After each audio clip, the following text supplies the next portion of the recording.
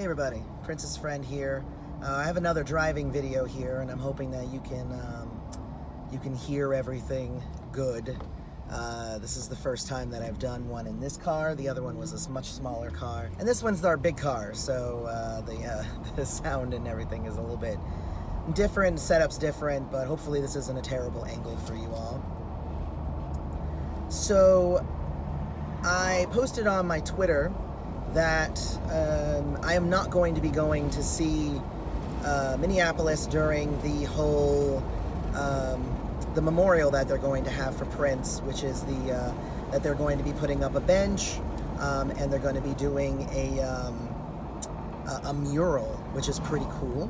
And I kind of want to tell you why, because there's some underlying issues here that are a little odd to me, but at the same time, you know, I don't know, or I guess they're personal, right? So I'm not really happy with the way that everything turned out, but this is just kind of how it happened. So I've actually had quite a few of you kind of asking me, hey, are you going to make it for, you know, June 7th? And they're putting up a bench and a mural. Are you going to make it? And I'm like, well, you know, I'll see about that. I'll see if I can do it. And then, of course, their celebration happened. And if you've watched my videos, I spent a lot of money there.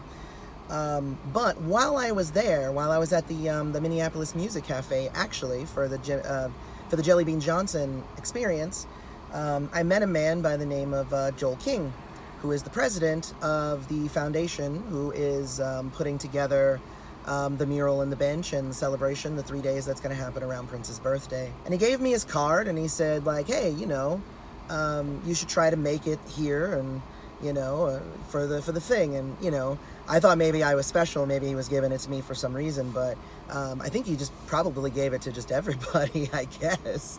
But he gave me his information, he gave me his card, and which had his phone number and his email and whatnot on it. So I'm like, okay, thank you so much for that, and maybe I'll hit you up. So what ended up happening was I got back from celebration, and I did send him an email almost immediately to say, hey, you know, it was nice meeting you.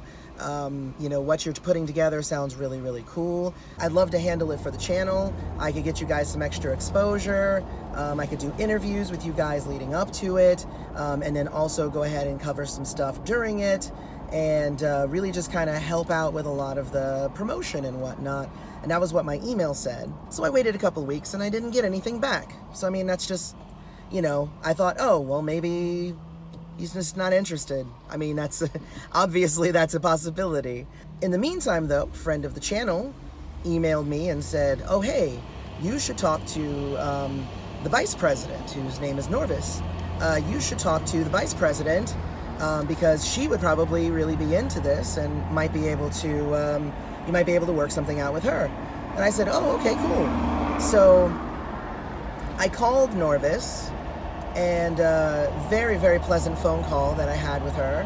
And the way that the phone call went was, you know, I can't say yes, obviously, because the president's the one that makes that call. Understandable. But, you know, I'm saying like, hey, I can actually get it on the internet, on my YouTube channel. It hit thousands of people who are interested in your event. We can, you know, set up a whole promotional, you know, thing. And she was pretty down with that.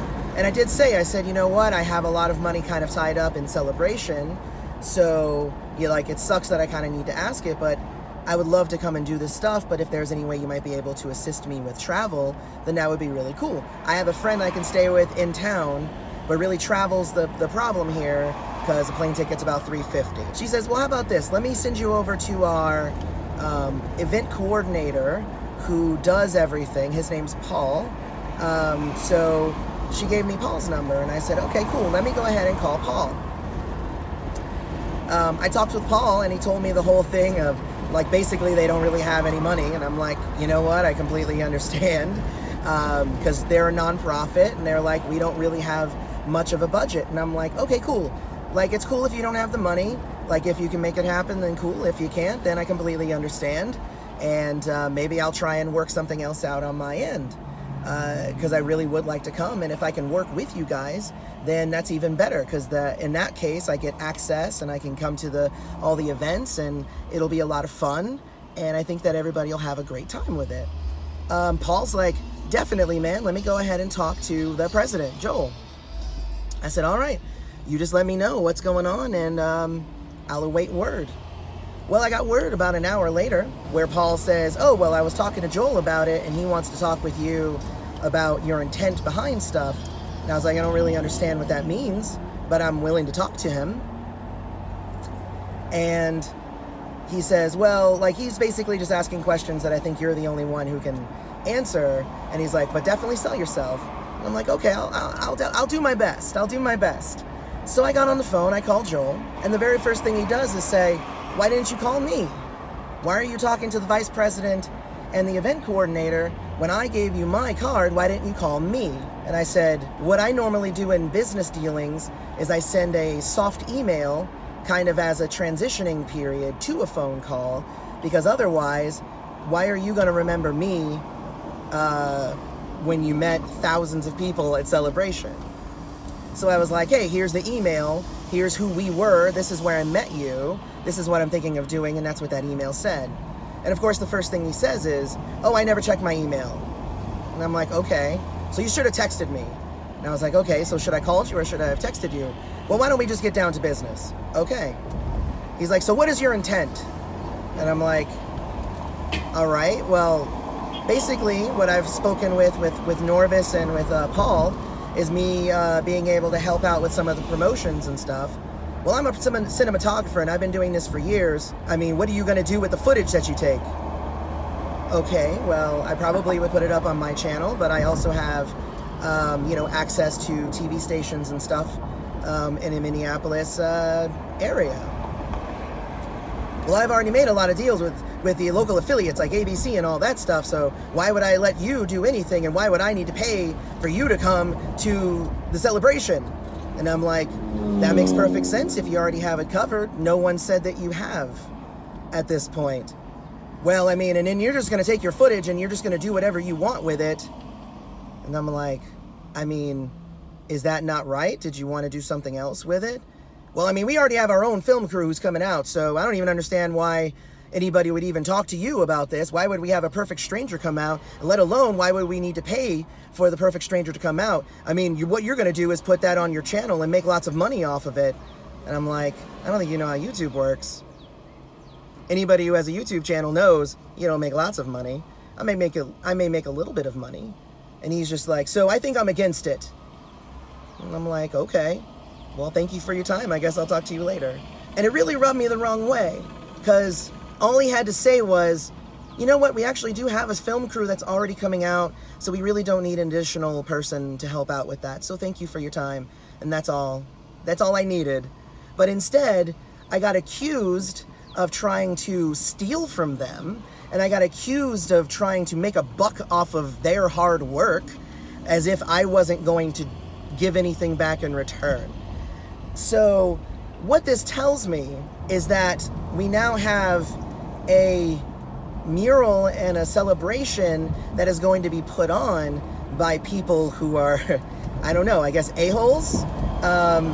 Maybe that's not the right thing to say. I'm not really sure the right wording to put here, but you know, there's somebody who's calling you and offering to help you and your cause. You're a nonprofit and you don't have a lot of money, and there's somebody who's calling and is saying, I can help promote this, even if just a little bit.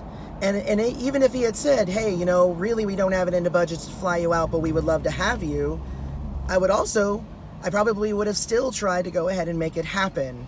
Even though I really don't have a lot of money. Again, I spent a lot of Celebration. It really did make me wonder whether this cause, this mural, and this everything that's going to happen around his birthday by this nonprofit, this company, is really worth my time. And I kind of wanted to ask you if it was worth your guys' time as well. And you know, my thought process behind this is, it doesn't really matter how awesome the people working underneath the president is.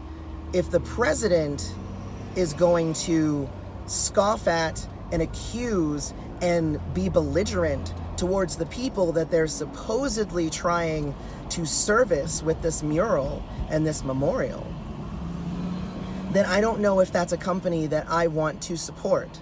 And again, I want to state for the record that both Paul and Norvis were amazing on the phone, and they were great, and they said, hey, we're not guaranteeing anything, the president gets the final say, and I completely understand that.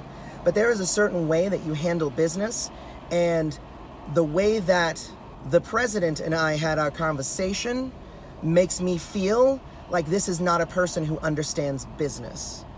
Or it's somebody who only understands the shrewdest and most cutthroat version of business, which is not what Prince would have been about. So I'm at odds here because I do want to see these things happen. I think the idea of the bench and the mural are gonna be awesome. And I like the idea of these 3 days of music and all of that stuff going on. But I would have a hard time putting my money behind it, I think, at this point, and making it a thing that I'm going to invest a lot of my time in. And that hurts, and that really hurts because, like I said, like, this seems like a really cool idea, and I think it really would honor Prince, but if it's not going to be done by people who are doing it in the spirit of Prince, then I have my questions and I have my doubts. So, for all of those of you who were wondering if I was going to end up going to the memorial and to cover or to talk about, you know, the bench and the mural and everything that's happening, well, I mean, I'm talking about it. It's going to happen from June 6th to 8th, and I don't really know what the turnout's going to be like. And I hope that they have great success, but I guess it's going to end up being success without me. Again, I don't ask for much except respect, and that's not what I received. And that's not the way that you should do business, and if you do business that way, it's not the way of the type of people that I want to do business with. So definitely go ahead and put your thoughts down in the comments. I'm really torn about this, but I would love your guys' feedback on it. And until next time, may you live to see the dawn. Congratulations, you made it to the end of the video. To reward yourself, why don't you hit the subscribe button and make sure to hit that little bell for notifications later on when we come out with awesome new videos. Have a good one.